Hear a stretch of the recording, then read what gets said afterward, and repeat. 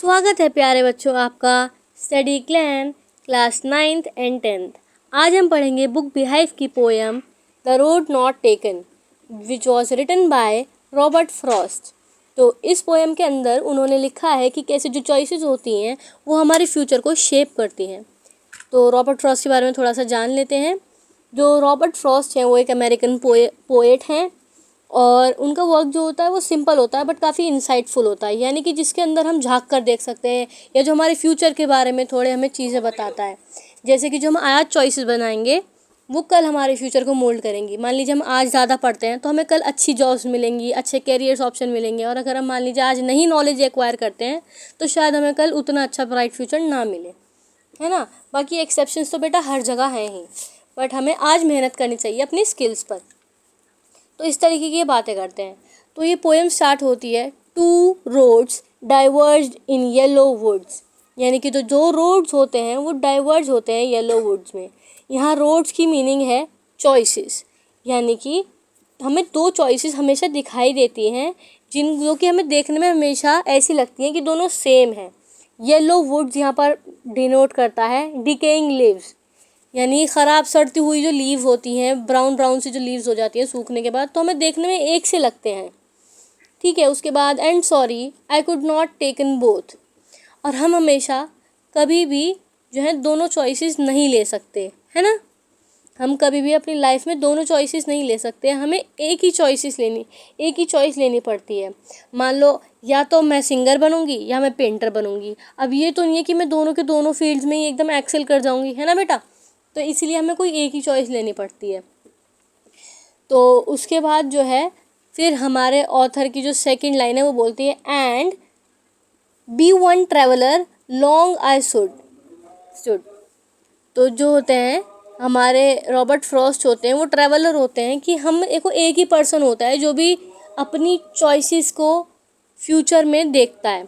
यानी हमने जो भी आज हमने डिसीजन लिया उनको हम फ्यूचर में हमारे ऊपर ही आएगा, जो भी अच्छा होगा या बुरा होगा। अगर अच्छा किया होगा तो भी हम ही देखेंगे, बुरा किया होगा तो भी। And look down as far as I can. Look down यानी ऑब्जर्व कर रहे हैं कि कौन सा जो डिसीजन है या रोड है वो बेटर है। रोड से यहाँ पर डिसीजन या चॉइस है कि कौन सा डिसीजन ज़्यादा बेटर है। To where it bend undergrowth, यानी वहाँ तक देखने की, ऑब्जर्व करने की कोशिश कर रहा हूँ जहाँ तक ये जो दोनों रोड हैं अंडर ग्रोथ यानी dense growth of plants and trees में छुप रहे हैं। यानी कि वहाँ तक देख रहा हूँ जहाँ तक कि दोनों मुझे दिखाई दे रहे हैं डिसीजन कौन सा ज़्यादा बेटर हो सकता है, पर मैं फिर भी प्रिडिक्ट नहीं कर पा रहा डिसीजन की कौन सा करेक्ट है, अगर ट्राई कर रहा हूँ। ठीक है, प्रॉपरली प्रिडिक्शन नहीं कर सकते बेटा हम किसी भी चीज़ के फ्यूचर के बारे में, पर हम ऑब्जर्व कर सकते हैं, दोनों के प्रोज एंड कॉन्स देख सकते हैं। यानी किसी कितनी एडवांटेज है, किसी कितनी डिसएडवांटेज है, ये वो चीज़ नोटिस कर रहे हैं, यहाँ पर ऑब्जर्व कर रहे हैं। Then took the other just a fair as good as, है ना। तो यानी मैंने दूसरा वाला ले लिया, जो सेकंड वाला पाथ था, ये सेकंड वाली चॉइस थी, इनको ऑथर को ज़्यादा बेटर लगी क्योंकि उन्हें लगा कि जो फर्स्ट वाली है वो भी इसी के बराबर है।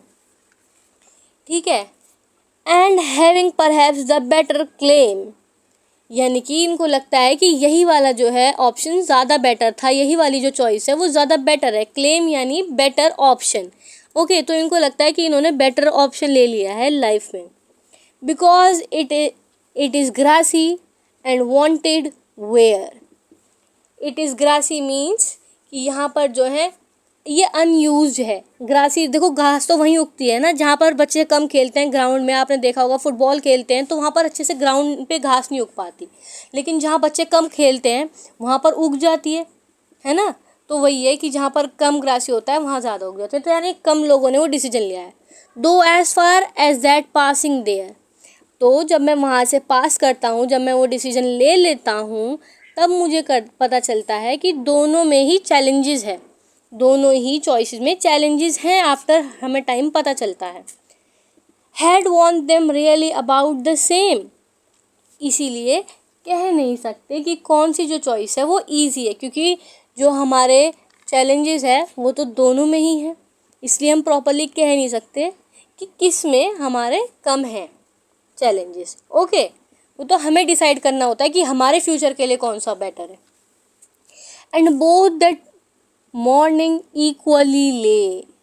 और सुबह में जब हम देखते हैं, यानी कि जब फ्यूचर में हम देखते हैं, तो हमें इक्वल से ही लगते हैं उस टाइम पर दोनों ही चॉइसेस जो हैं, कि हाँ तब चैलेंजेस इक्वल थे दोनों में। In leaves on step had trodden black.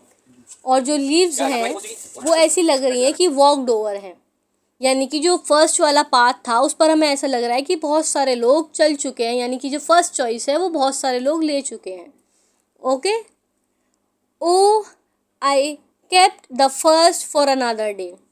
और मैंने जो फर्स्ट वाली चॉइस थी वो अनदर डे, यानी कि मैं उसको बाद में लूँगा। पर बेटा क्या ऐसा हो सकता है कि हमने एक बार चॉइस बना ली और उसके बाद उसको करें? नहीं।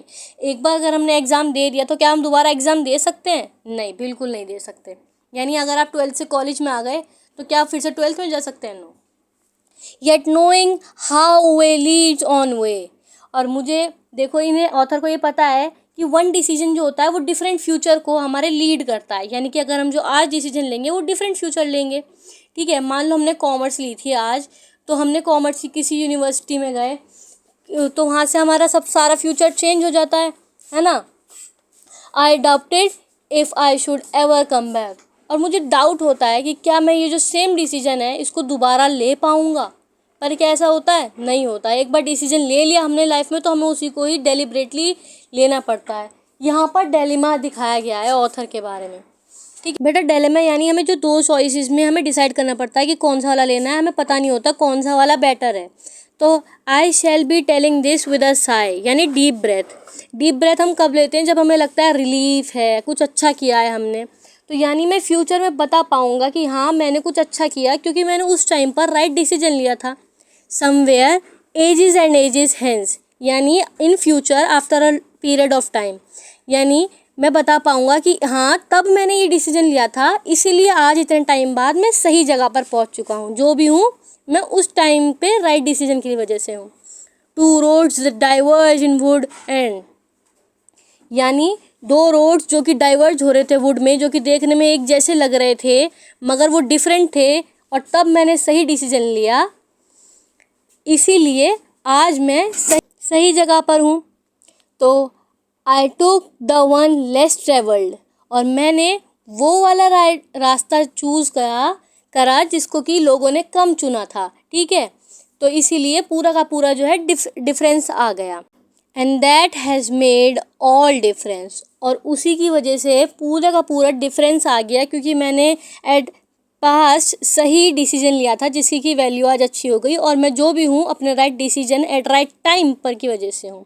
ओके बेटा, तो ये थी इस चैप्टर की समरी। इसमें बेसिकली जो ऑथर हैं उन्होंने, रॉबर्ट फ्रॉस्ट ने यही बात की है कि जो राइट चॉइसेस होती हैं हमारी, उनकी वजह से हम कुछ अच्छा फ्यूचर में बन पाते हैं, जिनसे कि हमारा फ्यूचर जो है मोल्ड हो पाता है। क्योंकि आप इस एज में हैं कि जो आप चाहेंगे वही आप बन जाएंगे, इसलिए आपके सिलेबस में डाली गई। तो ये थी बेटा इस चैप्टर की समरी। जो भी आपके डाउट्स अगर रह गए हों तो उनको कमेंट में पूछ लीजिएगा, और जो नेक्स्ट चैप्टर है वो 3 से 4 दिन में अपलोड हो जाएगा। तब तक के लिए बेटा बाय।